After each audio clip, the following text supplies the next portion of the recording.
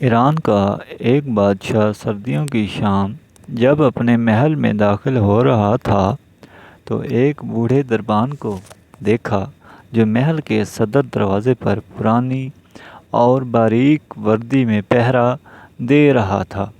بادشاہ نے اس کے قریب اپنی سواری کو رکوایا اور اس ضعیف دربان سے پوچھنے لگا، "سردی نہیں لگ رہی؟" دربان نے جواب دیا، "بہت لگتی ہے حضور، مگر کیا کروں، گرم وردی ہے نہیں میرے پاس، اس لیے برداشت کرنا پڑتا ہے۔ میں ابھی محل کے اندر جا کر اپنا ہی کوئی گرم جوڑا بھیجتا ہوں تمہیں۔" دربان نے خوش ہو کر بادشاہ کو فرشی سلام کہے اور بہت تشکر کا اظہار کیا، لیکن بادشاہ جیسے ہی گرم محل میں داخل ہوا، دربان کے ساتھ کیا ہوا وعدہ بھول گیا۔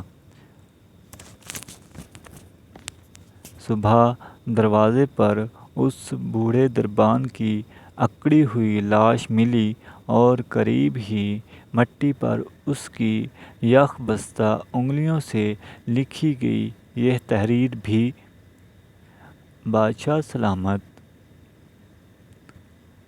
میں کئی سالوں سے سردیوں میں اسی نازک وردی میں دربانی کر رہا تھا، مگر کل رات آپ کے گرم لباس کے وعدے نے میری جان نکال دی۔